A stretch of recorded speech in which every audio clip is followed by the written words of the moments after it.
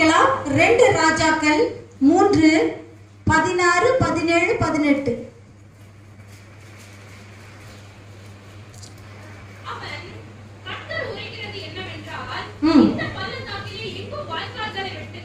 ஆமென்.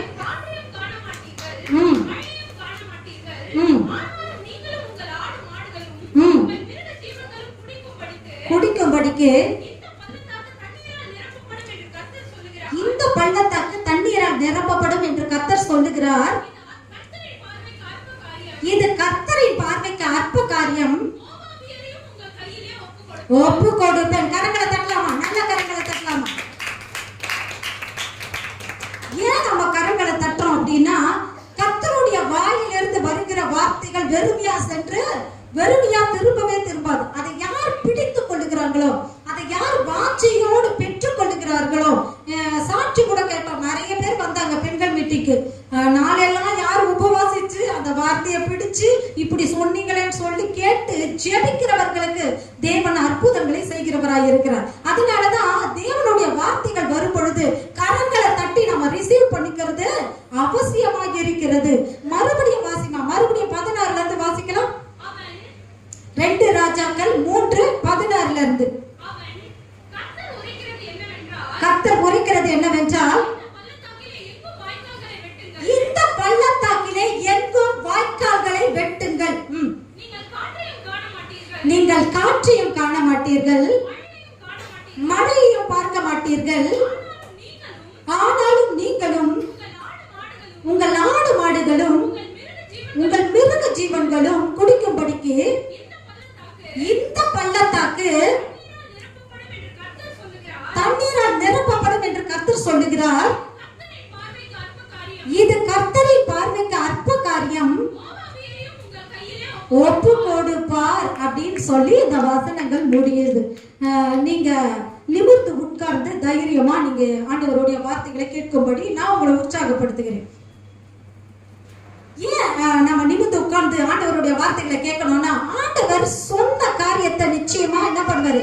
செய்து முடிப்பார். இன்றைக்கு ஆண்டவருடைய வார்த்தை எதை சொல்ல வருகிறது, எதை ஆண்டவர் உங்களுக்கு உணர்த்த விரும்புறாரு அப்படின்னு சொல்லி பார்த்தா, நீங்க காற்றையும் பார்க்க மாட்டீங்க. நீங்க ஒரு காரியத்தை எதிர்பார்த்து காத்து இருக்கிறீங்க இல்லையா? ஒரு காரியம் என் வாழ்க்கையில நடக்கணும், அந்த காரியம் அப்படின்னு சொல்லி, இந்த காரியத்துல எனக்கு விடுதலையே இல்லை, இந்த காரியம் மாத்திரம் என் வாழ்க்கையில நடந்துட்டா நான் ரொம்ப சந்தோஷமா இருப்பேன் ஆண்டவரே அப்படின்னு சொல்லி நீங்க ஜெபித்துக் கொண்டு இருக்கிறீங்க இல்லையா? நீங்க ஜெபித்துக் கொண்டு இருக்கிறீங்க இல்லையா? இந்த இடத்துல ஒரு வழி திறந்தா போதும் அப்படின்னு சொல்லி ஆவலோடு பார்த்து கொண்டு இருக்கிறீங்க இல்லையா? அந்த காரியத்துக்கு உங்க இருதயத்துல அந்த காரியத்தை கொண்டு வந்து முதலாவது நிறுத்துங்க. எந்த காரியம் நீங்க எதை நோக்கி காத்து இருக்கிறீங்க, எதை நோக்கி வாஞ்சியோடு விருப்பத்தோடு நீங்க ஆசையோடு பார்த்து கொண்டு இருக்கிறீங்க, அந்த காரியத்தை உங்க இருதயத்துல கொண்டு வந்து நிறுத்துங்க. அந்த காரியத்துக்கு தான் ஆண்டவர் பதில் சொல்றாரு. நீங்கள் காற்றையும் காண மாட்டீர்கள், மழையும் பார்க்க மாட்டீர்கள், உங்கள் பள்ளத்தாக்கு எங்கும் வாய்க்கால்களை வெட்டுங்கள், அது தண்ணீராலே நிரப்பப்படும் என்று சொல்லி. அது தண்ணீரால நிரப்பப்படும். எப்படி அது தண்ணீரால நிரப்பப்படும்? ஏன் அது தண்ணீரால நிரப்பப்படும் அப்படின்னா, ஆண்டவர் சொல்றாரு, முதலாவது நீங்கள் வாய்க்கால்களை வெட்டுங்கள். நீங்கள் எதை வெட்டணுமா? வாய்க்கால்களை வெட்டுங்கள். அப்படி நீங்க வெட்டும் பொழுது அது தண்ணீரால நிரப்பப்படும் அப்படின்னு ஆண்டவர் சொல்றாரு. அப்போ வாய்க்கால் வெட்டுறதுன்னா என்னது? வாய்க்கால் வெட்டுறதுன்னா என்னது? வாய்க்கால் வெட்டுறதுன்னா நிறைய விஷயம் இருக்குது. ஆனா இங்க ஆண்டவர் சொல்ற காரியம் என்ன அப்படின்னா, வாய்க்கால் வெட்டுறது அப்படின்னா நீங்கள் கர்த்தரிடத்துல காத்திருப்பது அப்படிங்கிற அர்த்தம். நீங்கள் கர்த்தரிடத்துல காத்திருப்பது. நாங்க காத்துட்டு தானே இருக்கிறோம். ஏற்கனவே நாங்க காத்துக்கிட்டு தானே இருக்கிறோம். அந்த காரியம் தான் வரமாட்டேங்குது, அந்த காரியம் தான் நடக்க மாட்டேங்குது. ஏற்கனவே நாங்க காத்துட்டு தான் இருக்கிறோம். நீங்க என்ன புதுசா வந்து சொல்றீங்க அப்படின்னு நீங்க கேட்டாலும், இன்றைக்கு உங்கள் வாய்க்கால்களை வெட்டுங்கள். நீங்கள் எப்படி வாய்க்காலை வெட்டணும்னு சொல்லிதான் இன்றைக்கு நாம பார்க்க போகிறோம். அப்போ வாய்க்கால் வெட்டுறதுன்னா என்னது? காத்திருப்பது, கர்த்தருக்காக காத்திருப்பது. நாம எப்படி காத்திருக்கணும் என்று சொல்லி இன்றைக்கு நாம பார்க்க போகிறோம். ஒருமா தெரியுமா? யாருக்காவது ஒருமா? ஷவர்மா தெரியுமா? ஒருமா தெரியுமா? சரி, இன்னைக்கு ஒருமாவை நம்ம பார்க்க போகிறோம். நம்ம வாசிக்கலாம். என்னாகமம் 21 1 2 3 வசனங்களை நம்ம வாசிக்கலாம். என்னாகமம் 21. வேவுக்காரர் காண்பித்த வழியாக இஸ்ரவேலர் வருகிறார்கள் என்று தெற்கே வாசப்படுகிற கானானியனாகிய ஆராத் ராஜா கேள்விப்பட்ட போது அவன் இஸ்ரவேலுக்கு விரோதமாக யுத்தம் பண்ணி அவர்களில் சிலரை சிறைப்பிடித்து கொண்டு போனான். இது ஒண்ணும் இல்ல, 2வது வசனம் வைப்பான். இது ஒன்றும் இல்ல, மோசே வனாந்தரத்துல ஜனங்களை நடத்தி கொண்டு போகிறார். ஏராளமான ஜனங்கள், மோசே எல்லாரையும் வழி நடத்தி கொண்டு வருகிறார். லட்சக்கணக்கான ஜனங்களை வழி நடத்தி கொண்டே வர்றாரு. அப்படி வந்து கொண்டு இருக்கும் போது ஆராத்ன்ற ராஜா என்ன பண்றாரு, அந்த வழியா வருகிற ஜனங்கள்ல சிலரை சிறை பிடித்து கொண்டு போய் வைக்கிறார். எந்த ராஜா? அந்த ராஜா பேர் என்ன? ஆராத்ங்கிற ராஜா சிறை பிடித்து கொண்டு போய் வைக்கிறார். அப்பொழுது இஸ்ரவேலர் கர்த்தரை நோக்கி, தேவரீர் இந்த ஜனங்களை எங்கள் கையில் ஒப்பு கொடுத்தால் அவர்களுடைய பட்டணங்களை சங்காரம் பண்ணுவோம் என்று பிரதிஜ்ஞை பண்ணினார்கள். அப்பொழுது இஸ்ரவேலர் கர்த்தரை நோக்கி என்ன சொல்றாங்க? தேவரீர் இந்த ஜனங்களை எங்கள் கையில ஒப்பு கொடுத்தா அவர்களுடைய பட்டணங்களை சங்காரம் பண்ணுவோம் அப்படின்னு சொல்லி பிரதிஜ்ஞை பண்ணுகிறார்கள். பிரதிஜ்ஞைனா என்ன அர்த்தம்னா, ஒரு சபதம் எடுக்கிறாங்க. பிரதிஜ்ஞைனா சபதம் எடுக்கிறாங்க, சரியா? அப்போ அந்த ஒன்று வைப்பான். கானானியராகிய ஆராத்ங்கிற ராஜா இஸ்ரவேலுக்கு விரோதமா எழும்பி வராங்க. இப்போ உங்களுடைய வாழ்க்கையை நீங்க எடுத்துக்கோங்க. நம்முடைய வாழ்க்கையில ஏதோ ஒரு போராட்டம், ஏதோ ஒரு பிசாசு போராட்டம், ஏதோ ஒரு வியாதி, ஏதோ ஒரு தோல்வி, ஏதோ ஒரு மோசமான சூழ்நிலை நமக்கு முன்பாக இருக்குது. அது என்ன பண்ணுது? நம்முடைய வாழ்க்கையில சில காரியங்களை சிறை பிடித்து வைத்து இருக்கிறது. என்ன பண்ணுது? சில காரியங்களை சிறை பிடித்து, அதாவது யூசுவலா எனக்கு இருக்க வேண்டிய ஆசீர்வாதத்தை அது சிறை பிடித்து வைத்துக் கொண்டு இருக்கிறது. எந்த ராஜா?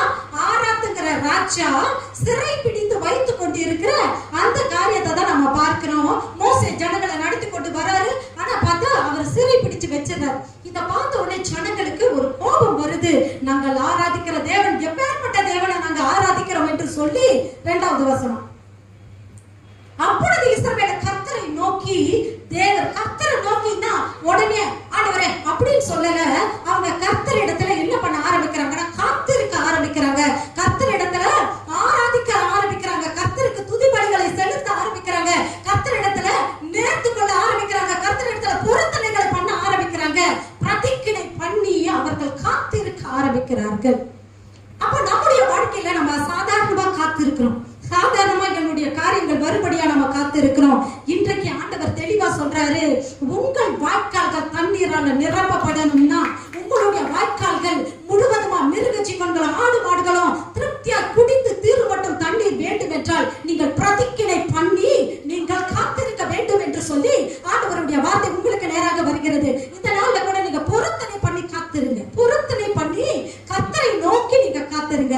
3வது வசனம். கர்த்தர் இஸ்ரவேலின் சத்தத்துக்கு செவி கொடுத்து அவர்களுக்கு கானானியரை ஒப்பு கொடுத்தார்.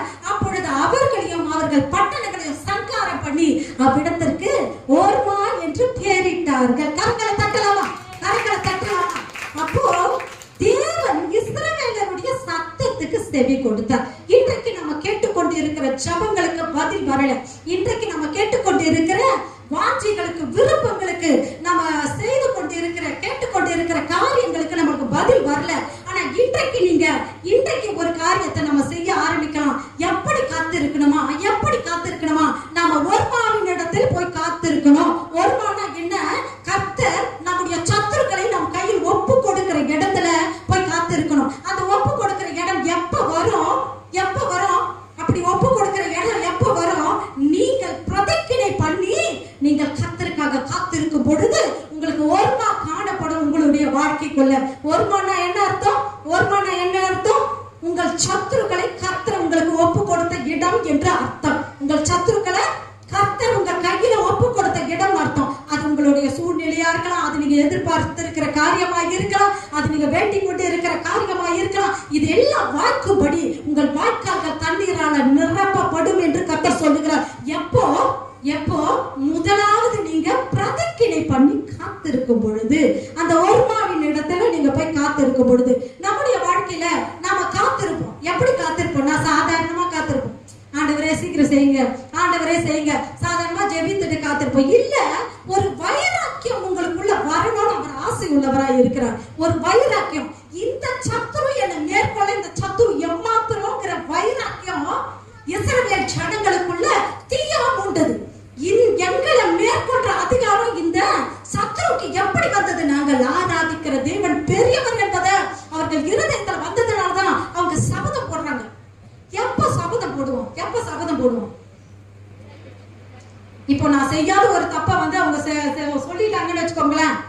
நான் வந்து சபதம் வைக்கிறேன் பாரு, இந்த காரியம் மட்டும் நடக்கட்டும், நான் சபதம் வைக்கிறேன் பாரு. நம்ம கிட்ட தப்பே இல்லாதப்ப இல்ல, நம்ம கிட்ட ரொம்ப ஒரு நீதியான காரியங்கள் இருக்கும் பொழுதுதான் நம்மளுக்கு என்ன வரும்னா சபதம் வரும்.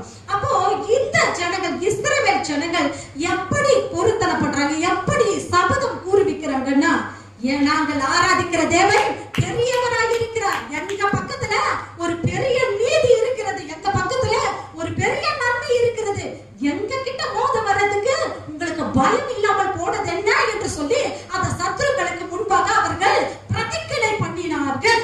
அப்படி பிரதிக்கினை பண்ணும் பொழுது கர்த்தர் அவர்களுடைய ஜபத்தின் சத்தத்துக்கு செவி கொடுத்து கானானியர் அவர்கள் கையில் ஒப்பு கொடுத்தார். நீங்கள் கரங்களை தட்டுங்க. உங்கள் கானானியர்கள் உங்கள் கையில் ஒப்பு கொடுக்கவே ஒப்பு கொடுக்கப்படுவார்கள், ஒப்பு கொடுக்கவே ஒப்பு கொடுக்கப்படுவார்கள். ஏன் அப்படின்னா ஆண்டவர் தெளிவா சொல்றாரு, கர்த்தர் இஸ்ரவேலின் சத்தத்துக்கு செவி கொடுத்தார். அவர் நம்முடைய சத்தத்துக்கு, ஜெப சத்தத்துக்கு, நம்முடைய கூக்குரலுக்கு, நம்முடைய அழுகையின் சத்தத்திற்கு, நாம கூப்பிடுகிற குரலுக்கு அவர் நிச்சயமாய் செவி கொடுப்பார். உங்கள் சத்துருக்களை, உங்கள் சத்துரு யாரு அப்படின்னா உங்களுடைய தோல்வி, உங்களுக்கு முன்பாக இருக்கிற தோல்வி, அந்த தோல்வியை கண்டிப்பா உங்க கையில அவர் ஒப்பு கொடுக்கவே ஒப்பு கொடுப்பார். அதைத்தான் ஆண்டவர் சொல்றார். இன்றைக்கு நாம எதை பிடிக்கணும், எந்த இடத்தை பிடிக்கணும்? ஓர்மாவை பிடிக்கணும். ஓர்மானா என்னது? சத்துருக்களை உங்க கையில் ஒப்பு கொடுத்த இடம் பேர் தான் ஓர்மா. சரி, முதலாவது காரியம் எப்படி நாம காத்திருக்கணும்? நம்முடைய பள்ளத்தாக்கு நிரப்பும்படியா பிரதிக்கினை பண்ணி நாம காத்திருக்கணும். தொடர்ந்து வாசிக்கலாம். 4, அவர்கள் ஏதோம் தேசத்தை சுற்றி போகும்படி ஓர் என்னும் மலையை விட்டு சிவந்த சமுத்திரத்தின் வழியாக பிரயாணம் பண்ணினார்கள். வழியில் நிமித்தம் ஜனங்கள் மனம் மடிவடைந்தார்கள். சிவந்த சமுத்திரம் வழியா ஒரு மலை இருக்குது, அந்த மலையில ஏறி இறங்கினாங்கன்னா ரொம்ப கஷ்டமாயிடும் சொல்லி அவர் சுற்றி கொண்டு போகிறாரு. யார்? மோசே ஜனங்களை சுற்றி கொண்டு போகிறார். அவங்க நலனுக்காக தான் கொண்டு போறார்.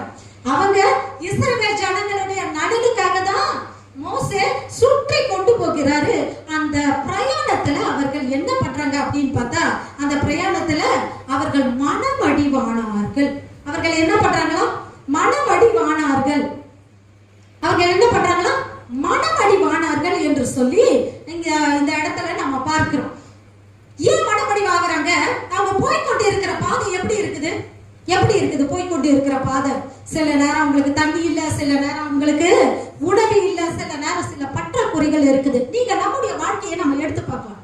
நம்முடைய வாழ்க்கையில நம்ம எங்க போய்கிட்டு இருக்கோம்? நம்ம போகிற பாதை நல்லா தான் இருக்கிற மாதிரி இருக்கு, ஆனா நிறைய சோர்வுகள். எனக்கு சாப்பிட ஆகாரம் இல்ல, குடிக்க தண்ணீர் இல்ல, நிறைய காரியங்கள் இருக்கிறதுனால அவர்கள் மனமடிவு ஆகுறாங்க. 5 ஜனங்கள் தேவனுக்கும் மோசேக்கும் விரோதமாக பேசி, நாங்க வனாந்தரத்தில் சாகும்படி நீங்கள் எங்களை எகிப்து தேசத்திலிருந்து வரம் பண்ணினது என்ன? இங்கே அப்பமும் இல்லை, தண்ணீரும் இல்லை, இந்த அற்பமான உணவு எங்கள் மனதுக்கு வெறுப்பாய் இருக்கிறது என்றார்கள். அடுத்து, அப்பொழுது கர்த்தர் கொள்ளைவாய் சர்ப்பங்களை ஜனங்களுக்குள்ளே அனுப்பினார். அவைகள் ஜனங்களை கடித்ததினால் இஸ்ரவேலுக்குள்ளே அநேக ஜனங்கள் செத்தார்கள். இஸ்ரவேலுக்குள்ள அநேக ஜனங்கள் செத்தார். கவனிக்கிறீங்களா? கவனிக்கிறீங்களா? இப்ப என்ன பண்றாங்க? போய்கொண்டே இருக்கிறாங்க. போகிற பாதைக்குள்ள அவர்கள் மனமடிவாகி போகிறாங்க. அவங்க சோர்ந்து போறாங்க. உடனே ஆண்டவருக்கும் மோசேக்கும் விரோதமாக அவர்கள் முறுமுறுக்க ஆரம்பிக்கிறாங்க.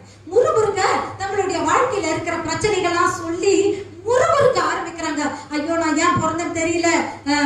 யோபுடைய புத்தகத்தை எடுத்து வாசிச்சோம்னா தெரியும். இந்த 2-3 ஸ்டார்ட் ஆகும். ஐயோ, நான் ஏன் பிறந்தேன்னு தெரியல, நான் பிறந்த நாள் சபிக்கப்படுவதாக, அன்னைக்கு நாள் ஏன் விடிஞ்சது, அன்னைக்கு ஏன் எங்க அம்மா வயித்துல நான் ஏன் பிறந்தேன், என்னை ஏன் எல்லாரும் சந்தோஷப்பட்டாங்க, ஏன் அப்படின்னு சொல்லி அவர் பொழப்பை தள்ளுவார். அந்த இடத்துல ஏன் இப்படி எல்லாம் நடந்தது, என் வாழ்க்கையில எதுக்காக இப்படி நடக்குது அப்படின்னு சொல்லி அவர் பொழப்புறத நம்ம பார்ப்போம். இப்படி பொழப்பி தள்ளினா கூட நம்ம என்னதான் பண்ணோம்? நம்ம போகிற பாதையில எப்படி போகணுமா? நம்ம கர்த்தருக்காக தான் காத்திருக்கிறோம். நம்ம எல்லாரும் இங்க வந்திருக்கிறோம், ஒருத்தம் கூட புறஜாதி இல்லை, நம்ம எல்லா இஸ்ரவேலர் தான் இல்லையா? வந்திருக்கிற எல்லாரும் கர்த்தரை அறிந்தவர்கள். அப்போ நம்முடைய வாழ்க்கையில நம்ம போகும் பொழுது சில குறைவுகள் நமக்கு வரும், சில இல்லாமைகள் நமக்கு வரும், சில ஆசீர்வாத குறைவுகள் நமக்கு உண்டு. அந்த காரியங்கள் நடக்கும் பொழுது நம்ம எப்படி லைஃப் நடத்தணும், எப்படி நம்ம பிரயாணம் இருக்கணும்னா அந்த இடத்துல உட்கார்ந்து முறுமுறுக்க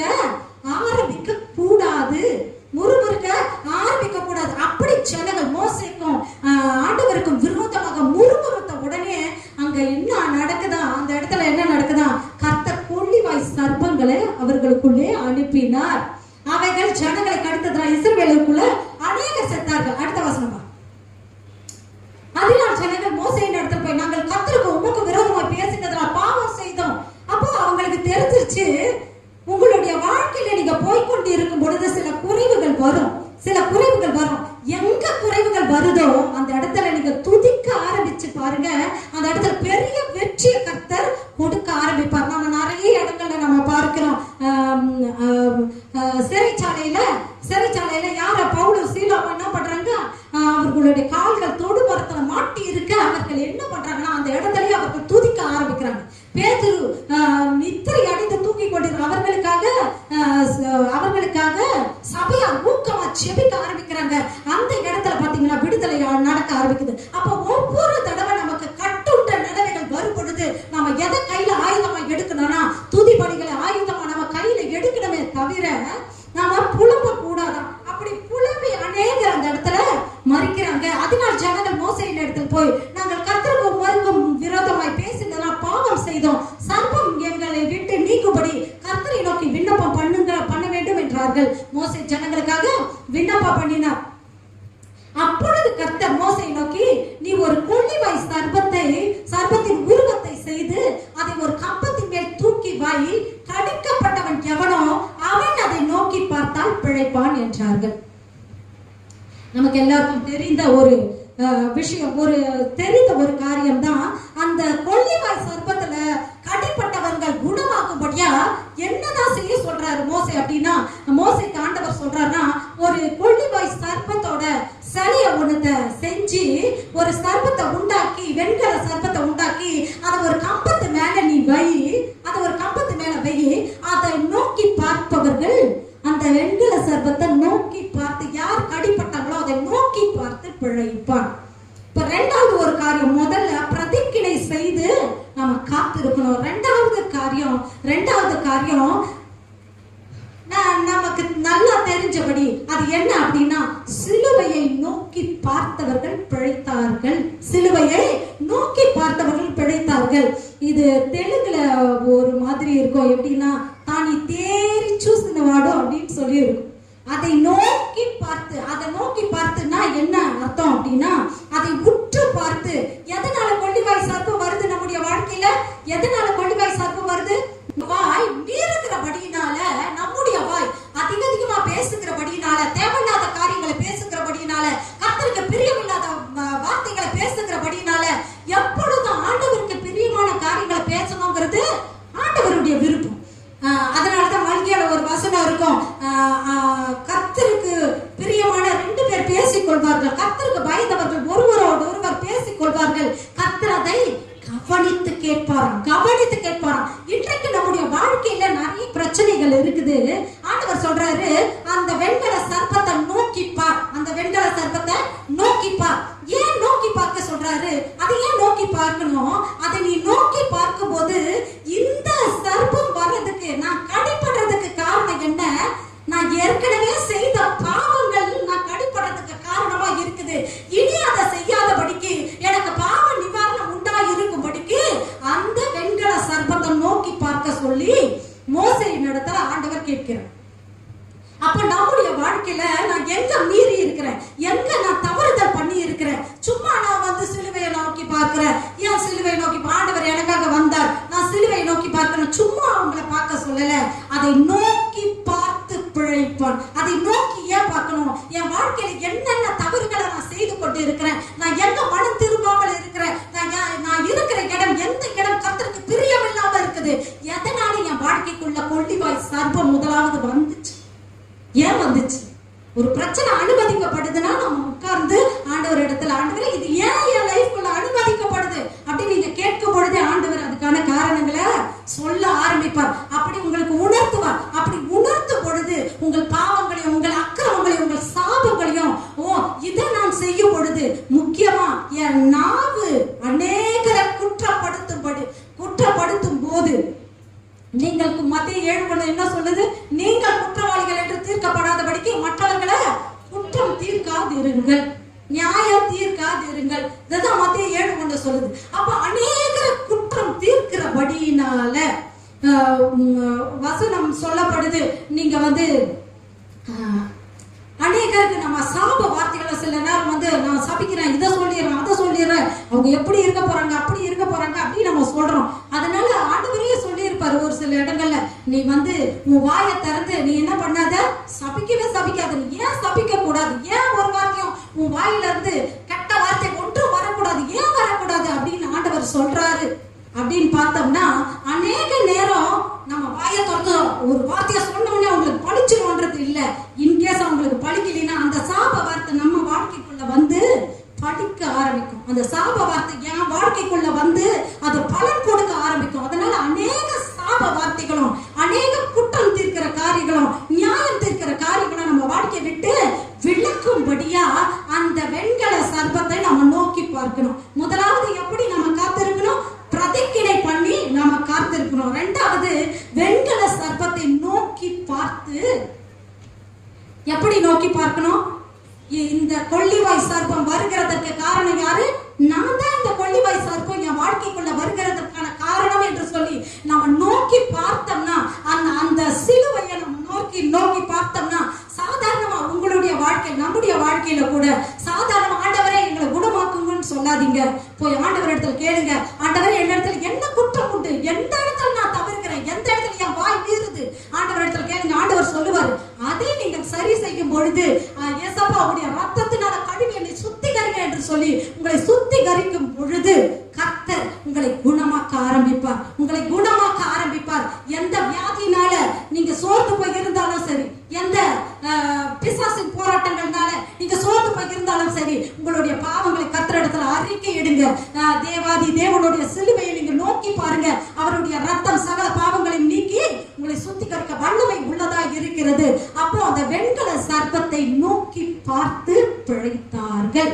அப்ப இன்றைக்கு இரண்டாவது காரியம், வெண்கல சர்ப்பத்தை நோக்கி பார்க்கணும். ஏன் இந்த சர்ப்பம் என் வாழ்க்கைக்குள்ள வந்துச்சு அப்படின்னு நீங்க நோக்கி ஆராய்ந்து பார்க்கும் பொழுது அந்த வெண்கல சர்ப்பம் நம்மை விட்டு கடிப்பட்ட காரியம் நம்ம விட்டு விலக ஆரம்பிக்கும். கர்த்தர் நம்ம குணமாக்க ஆரம்பிப்பார். இன்றைக்கு சிலுவையை நோக்கி நீங்க பார்க்க ஆரம்பிக்கும் பொழுது ஆண்டவராகிய இயேசு கிறிஸ்து தம்முடைய கடைசி சொட்டு ரத்தம் வரைக்கும் சிந்தின சிலுவையை நீங்க நோக்கி பார்க்கும் பொழுது வழி இல்லாத இடங்களில கர்த்தர் புதிய வழிகளை அவர் திறக்க ஆரம்பிப்பார். இன்னுமாய் கூட யாத்ராகமம் 14:13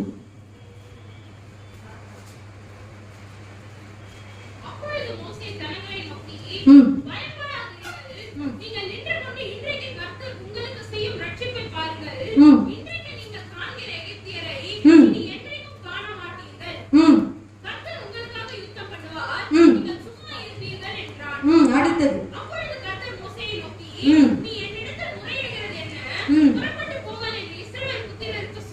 சொல்லுங்கள். 16 வைப்பா. ஓகே, ஹல்லேலூயா. சரி, நமக்கு நல்லா தெரிஞ்ச இன்சிடென்ட் தான். இஸ்ரவேல் ஜனங்கள் எல்லாமே என்ன பண்றாங்கன்னா, எகிப்துல இருந்து புறப்பட்டு வெளியே வராங்க. வெளியில வரும்பொழுது பின்னாடி பார்வோன் சேனை, முன்னாடி செங்கடு, நடுவுல இஸ்ரவேல் ஜனங்கள் மாட்டிக்கொள்றாங்க. நடுவுல இஸ்ரவேல் ஜனங்கள் மாட்டிக்கொள்ளும் பொழுது ஆண்டவர் சொல்றாரு, நீ உன் கோலை ஓங்கி உன் கையை சமுத்திரத்தின் மேல் நீட்டி சமுத்திரத்தை பிளந்து விடு.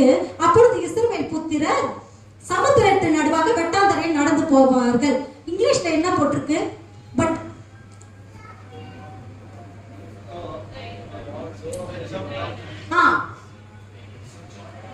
உன்னுடைய தமிழ்ல வைப்பா, தமிழ் காட்டு. உன் கோலை ஓங்கு, அதுக்கப்புறம் உன் கையை நீட்டு. கோலை மேல ஓங்கிடும், கையை நீட்டுனா என்ன வரும்? கோல் இப்படி இருக்கு, கோலை ஓங்க சொல்றாரு. கோலை ஓங்கி என்ன வருதுன்னா, அது நீங்க ஒழுங்கா பாத்தீங்கன்னா அதுல சிலுவை தெரிய ஆரம்பிக்கும். சிலுவை தெரிய ஆரம்பிக்கிறத பார்த்த உடனே செங்கடல் 2ஆக பிரிய ஆரம்பித்தது. செங்கடல் 2ஆக பிரிந்து குவியலாக நிற்க ஆரம்பித்தது. அடுத்த வசனம் எகிப்தியர் உங்களை பின்தொடர்ந்து வரும்படி அவர்களை பார்வோன் முதலாகிய அடுத்ததுப்பா. இப்படி நான் பார்வோனாலும் அவன் ரதங்களினாலும் அவன் குதிரைகளினாலும் மகிமைப்படும் போது நானே கர்த்தர் என்பதை எகிப்தியர்கள் அறிந்து கொள்வார்கள். இப்படி உங்களுக்கு வழி இல்லாத இடங்களில ஏற்கனவே நம்ம பார்த்தது போலதான் வெண்கல சர்ப்பத்தை நீங்கள் நோக்கி பார்க்கும் பொழுது வழி இல்லாத இடங்களில கர்த்தர் வழிகளை திறக்க ஆரம்பிப்பார். எப்படி பார்க்கணுமா, எப்படி பார்க்கணுமா, எனக்குள்ள ஏதாவது குற்றங்கள் இருக்குதா, என் வாழ்க்கைக்குள்ள வருகிற பிரச்சனைகளுக்கு இன்கேஸ் நான் ஒரு காரணமா, நான் காரணமா ஆண்டவரே, ஏதாவது ஒரு பாவமோ, ஏதாவது ஒரு வாயின் மீறுதல்களோ, வாயின் வார்த்தைகளோ, அடுத்தவர்களை நியாயம் தீர்க்கிற காரியமோ என்னிடத்தில் உண்டா என்று சொல்லி நம்ம ஆராய்ந்து பார்த்து அவருடைய சிலுவையில அவர் சிந்தின, நமக்காக சிந்தின ரத்தத்தை நோக்கி பார்த்து நம்முடைய சாபங்களையும் நம்முடைய குற்றங்களையும் நம்ம ஒப்பு கொடுக்கும் பொழுது கர்த்தர் புதிய வழிகளை நம்முடைய வாழ்க்கையில திறக்கவராய் அவர் இருக்கிறார். மூன்றாவது ஒரு காரியம் எஸ்தர் 2:7.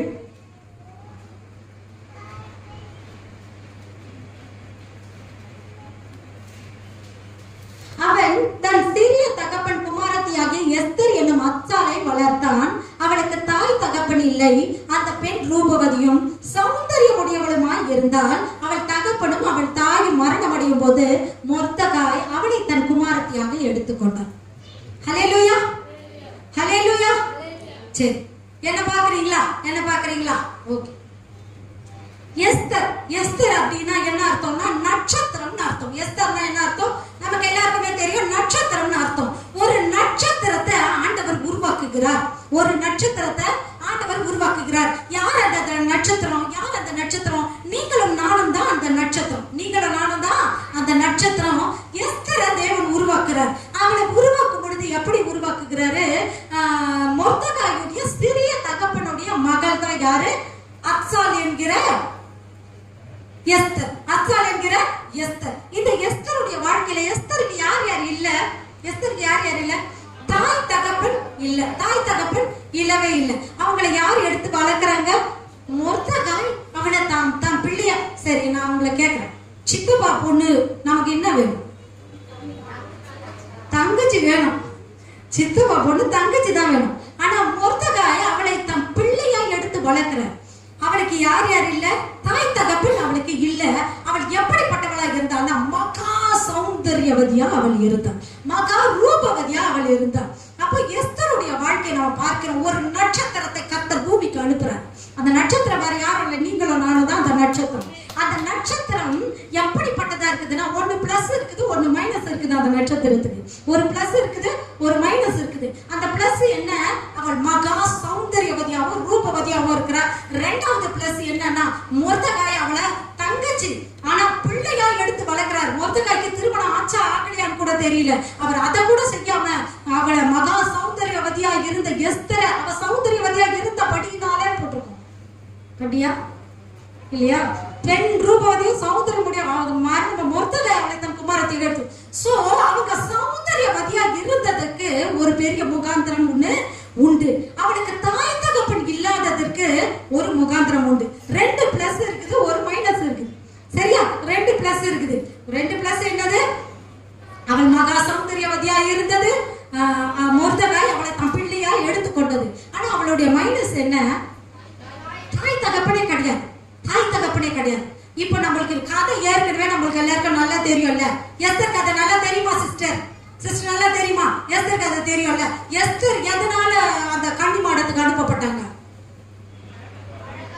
அவர் சௌந்தரியவதியா இருந்ததுனால கன்னி மாடத்துக்கு அவங்க அனுப்பப்பட்டாங்க. அவங்க அப்பா அம்மா இருந்தா கூட்டு போயிருப்பாங்களா என்னமோ தெரியாது.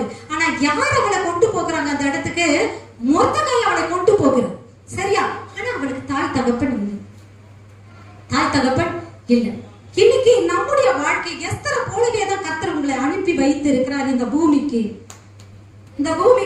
எஸ்தரை போலவே தான் அனுப்பி வைத்திருக்கிறார். சில பிளஸஸ் இருக்குது, சில மைனஸஸ் இருக்குது. சரியா? நமக்கு நான் எங்க பிறந்த நாயா, அங்க பிறந்த நாயா, இந்த இடத்துல இருக்கிற நாயா, வேற இடத்துல இல்லை, எனக்கு ஏன் இந்த இடம் இல்லை, எனக்கு ஏன் அந்த மகிமை இல்லை, எனக்கு ஏன் அந்த ஆசீர்வாதம் இல்லை, நாயா அந்த வீட்டுல பிறகல, நாயா இங்க வந்து மாட்டினேன், எல்லாமே நம்ம கேட்டுக்கொண்டு இருக்கிறோம். ஆனா எஸ்தரை போலவே நட்சத்திரங்களாய் என்று ஜொலிக்கும்படியா கர்த்தர் நம்மை அனுப்பி வைத்து இருக்கிறார் இந்த உலகத்துக்கு. நமக்கு சில பிளஸஸ் உண்டு, நமக்கு சில மைனஸஸ் உண்டு. எல்லாருக்கும் தாய் தகப்பன் மாதிரி இருக்கிறாங்க. ஆனா எஸ்தருக்கு தாய் தகப்பன் மாதிரி இல்லை. இருந்தா என்ன, இல்லைனா என்ன, எந்த உறவா இருக்கட்டும், அது இருந்தாலும் சரி இல்லைனாலும் சரி, கர்த்தருடைய கண்கள்ல மாத்திரம் நமக்கு தயவு கிடைத்ததானால், எஸ்தர் உருவாக்கப்பட்ட போது ஒரு பெரிய நோக்கத்தோட கர்த்தர் அவளை உருவாக்கி அவரை பூமிக்கு அனுப்புறாரு. அவள் பூமிக்கு வந்ததற்கான நோக்கம் என்ன? அவள் மாத்திரமல்ல, அவளோடு சேர்ந்த அநேகர்கள் விரிவிக்கப்படியா திடீர்னு எஸ்தர் ஜொலிக்க ஆரம்பிக்கிறாங்க. அந்த நட்சத்திரம் பிரகாசிக்க ஆரம்பிக்கிறது. எதனால? அவ தன்னுடைய வாழ்க்கையில கர்த்தர் வைத்திருந்த திட்டத்தை அறிந்து கொண்டபடியினால அவள் ஜொலிக்க ஆரம்பித்தாள். அவள் ஜொலிக்க ஆரம்பித்த அந்த வெளிச்சத்தில் அவள் மாத்திரம் களி கூறல, அவளை சுற்றி இருந்த தன்னுடைய பூர்வத்தாரம், அவளுடைய புறத்தாரம் எல்லாரும் சேர்த்து அவளை ஜொலிக்க ஆரம்பித்தாள். அப்போ இன்றைக்கு என் வாழ்க்கையில சில பிளஸஸ் இருக்குது, சில மைனஸஸ் இருக்குது. ஆனா நான் ஏன் அனுப்பப்பட்டு இருக்கிறேன்? எனக்கு ஏன் இந்த மேன்மை கொடுக்கப்பட்டு இருக்குது? உயர்வா இருக்கலாம், தாழ்வா இருக்கலாம், நம்ம இருக்கிற இடம் எதுவானா இருக்கலாம். ஏன் நான் இந்த இடத்துல நான் அனுப்பப்பட்டு இருக்கிறேன்? நல்லா நீங்க யோசிச்சு பாருங்க. நல்லா நீங்க கவனமா உங்க வாழ்க்கை நீங்க ஆராய்ந்து பாருங்க. இப்ப இருக்கிறது உங்களுக்கு பிடிக்கவே இல்லைன்னா பரவாயில்ல, நீங்க யோசிச்சு பாருங்க. எஸ்தர் என்ன யோசிச்சிருப்பான்? ஏன் எனக்கு மட்டும் அப்பா அம்மா இல்ல, எல்லாரும் சந்தோஷமா இருக்கிறாங்க, ஏன் என் வாழ்க்கையில இது இல்ல? இது ஏன் என் வாழ்க்கையில இல்ல? இந்த ரிலேஷன்ஷிப் ஏன் என் வாழ்க்கையில இல்லைன்னு அவங்க கேட்டிருக்கலாம். ஆனா கர்த்தர் எல்லாவற்றிற்கும் ஒரு முகாந்தரத்தை வைத்திருக்கிறார். சில மைனஸஸ் இருக்கு, சில பிளஸஸ் இருக்குது. ஒரு நாள் எஸ்தர் ஜொலிக்க ஆரம்பிப்பாள் என்று சொல்லி நம்பி அவளை பூமிக்கு அனுப்புறாரு. சொன்னபடியே எஸ்தர் ஜொலிக்க ஆரம்பிக்கிறாங்க. சொன்னபடியே எஸ்தர் தன் தாதிமாரோடு கூட தன்னுடைய பூர்வத்தாருக்காக அவள் உபவாசித்து மன்றாடி அள்ளும் பகலும் இரவு பகலும் 3 நாள் சாப்பிடாமலும் புசியாமலும் குடியாமலும் இருந்து தன்னுடைய தேசத்தாருக்காக அவள் செபிக்க ஆரம்பிக்கிறாள். கர்த்தர் பெரிய காரியங்களை எஸ்தரை கொண்டு செய்ய ஆரம்பிக்கிறார். இன்றைக்கு நம்முடைய வாழ்க்கையில நம்மை கொண்டு செய்ய வேண்டிய ஒரு சில காரியங்களை கர்த்தர் வைத்திருக்கிறபடியினால நீங்க நிமிர்ந்து உட்கார்ந்து சந்தோஷமா இருக்க. பரவாயில்ல பரவாயில்ல, இந்த உறவு என் வாழ்க்கையில இல்லைன்னா பரவாயில்ல, நீங்க நிமிர்ந்து சந்தோஷமா உட்காருங்க. கர்த்தர் அற்பமானதை கொண்டு, பலவீனமானவைகளை கொண்டு, ஞானமற்றவைகளை கொண்டு கர்த்தர் தாம் செய்து முடிக்க வேண்டிய சித்தத்தை செய்து முடிக்க கர்த்தர் வல்லமை உள்ளவராக இருக்கிறார். எல்லாவற்றுக்கும் ஒரு முகாந்திரம் உண்டு.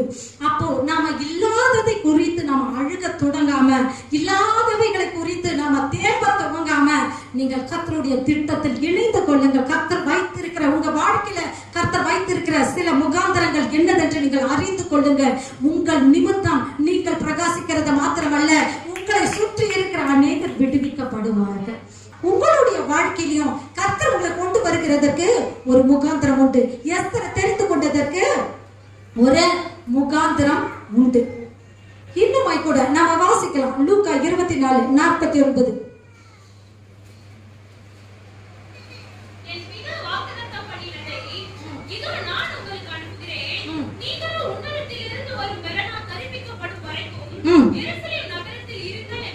என் பிதா வாக்குத்தத்தம் பண்ணினதை இதோ நான் உங்களுக்கு அனுப்புகிறேன்.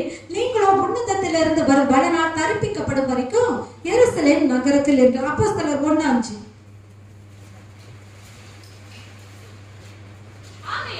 ஆகையால்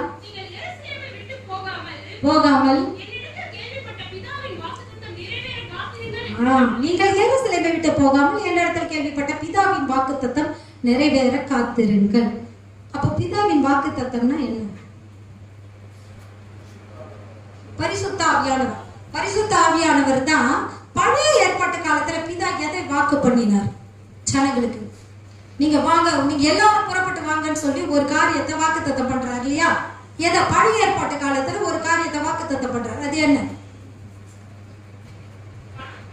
கானான் தேசம். நீங்க புறப்பட்டு வாங்க. பழைய ஏற்பாட்டு காலத்துல அவர் வாக்குத்தத்தம் பண்றாரு, நீங்க எல்லாரும் புறப்பட்டு வாங்க, உங்களுக்கு நானு பாலும் தேனும் ஓடுகிற கானானை கொடுப்பேன் என்பதுதான் பழைய ஏற்பாட்டு காலத்துல பிதாவுடைய வாக்குத்தத்தம். அதை நம்பிதான் அந்த மொத்த சாப்டர், மொத்த அதிகாரமும், மொத்த காரியமும் எதுக்காக தான் வைக்கப்பட்டு இருக்கும்? கானான் தேசத்தை நோக்கி தான் பழைய ஏற்பாடு முழுவதுமாவே எழுதப்பட்டு இருக்கும். நான் பிதா அனுப்பின வாக்குத்தத்தம் நிறைவேற காத்திருங்கள் என்று சொல்லி. அப்போ இன்றைக்கு வந்திருக்கு, நமக்கு எல்லாருக்கும் தெரியும் பிதாவினுடைய வாக்குத்தத்தம் பரிசுத்த ஆவியானவர் என்று சொல்லி, பரிசுத்த ஆவியானவர் என்று சொல்லி. அப்போ அவர் நிறைவேற காத்திருங்கள் என்று சொல்றாரு. நல்லா கவனிங்க. நம்முடைய வாழ்க்கையில நான் வந்து அங்க போய் பரலோகத்துக்கு போயில்ல, நீங்கள் காத்திருக்கும் பொழுது, தேவனிடத்தில் நீங்க காத்திருக்கும் பொழுது, பரிசுத்த ஆவியானவரின் நிறைவு எப்பொழுது உங்களை மூடுதோ அது எப்படி இருக்குமா? பாலும் தேனும் ஓடுகிற கானான் தேசத்தை போல அது உங்கள் வாழ்க்கையை செழிப்பாக்கும் என்று சொல்லி ஆண்டவர் உங்களுக்கு வாக்கு பண்ணுகிறார். நம்ம என்ன நினைப்போம்? பரிசுத்த ஆவியானவர் உங்க வாழ்க்கைக்குள்ள வந்தா எப்படி இருக்கும்?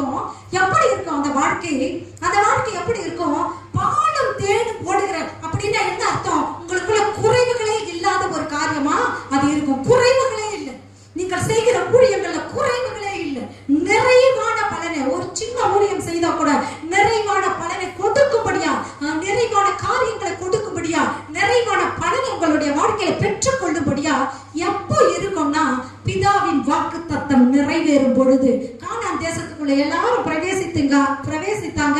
அவர்கள் எப்படி தூக்கி கொண்டு வந்தாங்க? அந்த திராட்சை கொலைய 2 பேர் தடியில கட்டி தூக்கி கொண்டு வந்து. வழக்கமா திராட்சை கொலைய இவ்வளவு பெருசு தான் இருக்கும் இல்லையா? ஆனா அங்க வாக்குத்தத்தம் பண்ணப்பட்ட இடத்துல அது எப்படி இருக்கும்? 2 தடி நிறைய இருக்கும் இல்லையா? இந்த காரியத்தை தான் ஆண்டவர் உங்களுக்கு பிரத்யேகமா சொன்னாரு. என்ன காரியம் அப்படின்னா, பிதாவின் வாக்குத்தத்தம் நிறைவேற காத்திருங்கள். அப்படின்னா என்ன அர்த்தம்னா, பரிசுத்த ஆவியானவரை நம்ம பெற்றுக் கொண்டு இருக்கிறோம். அவருடைய பரிசுத்த ஆவியானவரை நிறைவு வரும்படி நீங்கள் இரவும் பகலும் காத்திருக்கும்படியா கர்த்தர் உங்களை அழைத்து கொண்டே இருக்கிறார். அவர் வரும் பொழுது உங்க வாழ்க்கையில குறைவன் சொல்றதுக்கு ஒன்றுமே இருக்காது. எல்லாம் நிறைந்து வழிந்து உங்களுடைய பட்டணத்தை விட்டு அடுத்த பட்டணத்துக்கு பாயும்படியான பாலும் தேனும் ஓடுகிற கானான் தேசத்தை கர்த்தர் உங்களுக்கு வாக்குத்தத்தம் பண்ணி இருக்கிறார். அப்போ உங்களுடைய வாழ்க்கையில நம்ம தேட வேண்டியது என்ன? நம்ம எப்படி காத்து இருக்கணுமா? முதலாவது காரியம், நம்ம எப்படி காத்து இருக்கணும்? பிரதிக்கினை பண்ணி நம்ம காத்து இருக்கணும். 2வது எப்படி நம்ம காத்து இருக்கணும்? சிலுவையை நோக்கி பார்த்து காத்திருக்கணும். 3வது எஸ்தரை போல உபவாசித்து நம்ம காத்திருக்கணும். என் வாழ்க்கையில குறைவுகள் இருக்கலாம், நிறைவுகள் இருக்கலாம், நான் எங்கேயோ கொண்டு போய் வைக்கப்பட்டிருக்கலாம், நான் ஏன் இங்க இருக்கிறேன் நம்ம கேட்காம கர்த்தருடைய வாக்குத்தத்தம் நிறைவேறும்படியா உபவாசித்து நம்ம காத்திருக்கும் பொழுது 4வது காரியம், பிதா வாக்குத்தத்தம் பண்ணினத நீங்க ஆவலோடு கேட்டு காத்திருங்க. இப்படி நீங்க காத்திருக்கும் பொழுது நீங்கள் காற்றையும் காண மாட்டீர்கள், மழையையும் பார்க்க மாட்டீர்கள். உங்கள் பள்ளத்தாக்கு எங்கும் வாய்க்கால்களை வெட்டுங்கள், அது தண்ணீரால நிரப்பப்படும். நீங்கள் உங்களுடைய ஆடு மாடுகளும் மிருக ஜீவன்களும் திருப்தியா குடித்து திருப்தி அடையும்படியா உங்களுடைய வாய்க்கால்கள் நிரப்பப்படும். நம்ம எழுந்திருக்கலாம். நம்முடைய வாழ்க்கையில இப்படி நம்ம காத்திருக்கலாம். நான் வெறுமனே காத்திருக்காம கர்த்தரிடத்துல என்னுடைய பொருத்தனைகளையும் கர்த்தரிடத்துல என்னுடைய பிரதிக்கணைகளையும் செலுத்தி சிலுவையை நோக்கி பார்த்து, ஆண்டவரே நீங்க கேளுங்க, ஆண்டவரே நான் எந்த இடத்துலயாவது தவறி இருக்கிறேனா? என்னுடைய வாய் மீறி இருக்கிறதா? எந்த இடத்துலயாவது நான் குற்றம் தீர்த்து இருக்கிறேனா? எந்த இடத்துலயாவது நான் நியாயம் தீர்த்து இருக்கிறேனா? எந்த பாவங்கள் இருந்தாலும் ஆண்டவர் இடத்துல ஒப்பு கொடுக்கலாமா? ஆண்டவரே எங்களை பரிசுத்தப்படுத்துங்கப்பா, எங்க வாய்களை பரிசுத்தப்படுத்துங்கப்பா, எங்களை சிந்தையை பரிசுத்தப்படுத்துங்கப்பா. அப்பா உடைய ரத்தம் எங்களை கழுவட்டும் ராஜா. வெண்கல சர்பத்தை நோக்கி பார்த்து பிழைக்கும்படியா ஆண்டவர் இடத்துல கேட்கலாமா? ஆண்டவரே ஒரு விசை இன்னும் ஒரு விசை ஆண்டவரே உங்களுடைய ஆண்டவரே அப்பா சிலுவையை நாங்க நோக்கி பார்க்கிறோம். ராஜாவே நன்றி செலுத்துகிறோம். ராஜாவே உடைய சிலுவையை நோக்கி பார்க்கிறோம். சிலுவையில இருந்து ஆண்டவரே எங்களுக்காக சிந்தின ரத்தம் ஆண்டவரே சொட்டு எங்களுக்காக இறங்கி வரட்டும் ராஜா, எங்களுக்காக இறங்கி வரட்டும். ராஜாவே உடைய கிருபை கரத்துக்குள்ள எங்களை ஒப்பு கொடுக்கிறோம். உண்மையை நோக்கி பார்ப்போம் ஆண்டவரே, உண்மையை நோக்கி பார்ப்போம் ஆண்டவரே. தகப்பனே அப்பா எங்களுடைய சாபங்களையும் எங்களுடைய மீறுதல்களையும் எங்களுடைய அக்கிரமங்களையும் ஆண்டவரே ஆவியானவரே ஏசப்பா சோதரிக்கிறோம் ராஜா. நன்றி செலுத்துகிறோம் ஆண்டவரே. ஒவ்வொன்றையும் ஆண்டவரே உடைய திருக்கரத்தை நாங்கள் ஒப்பு கொடுக்கிறோம் ராஜா. இது எங்களை பின்தொடராதபடிக்கு எந்த சாபமானாலும், எந்த ஆண்டவரே எங்க வாழ்க்கைக்குள்ள வந்திருக்கிற எந்த ஆண்டவரே சாப கிரியைகள் ஆனாலும், சந்ததியா தொடர்ந்து வருகிற எந்த போராட்டங்கள் ஆனாலும், எந்த வியாதியா இருந்தாலும், இயேசுவின் நாமத்தினால ஆண்டவரே ரத்தத்தை கொண்டு இன்றைக்கு நாங்கள் முறியடிக்கிறோம் ஆண்டவரே. காணாடியரே ராஜாவே இன்றைக்கு நாங்கள் முறியடிக்கும்படியா கர்த்தர் எங்கள் ஜெபத்தின் சத்தத்தை கேட்டு ஆண்டவரே எங்களுக்கு ஜெயத்தை கொடுக்கிறவராக சொல்லலாமா? வாய்க்கால திறந்து காற்றும் இல்ல மழையும் இல்ல, ஆனாலும் வாய்க்கால நிரப்பினே. கேட்கலாமா? வாய்க்கால திறந்து எரிகோ கோட்டையை சுற்றி வரும் பொழுது நீங்கள் துதித்து கொண்டு எரிகோ கோட்டையை சுற்றி வரும் பொழுது உங்களுடைய எரிகோங்கள் உடைந்து விடுபடியா, நம்ம வாய்க்கால திறந்து ஆர்ப்பரித்து பாடலாமா? வாய்க்கால திறந்து சொல்லலாம். காற்றும் இல்ல மழையும் இல்ல, ஆனாலும் நிரப்பினே. சொல்லலாம். காற்றும் இல்ல மழையும் இல்ல, வாய்க்கால நிரப்பினே.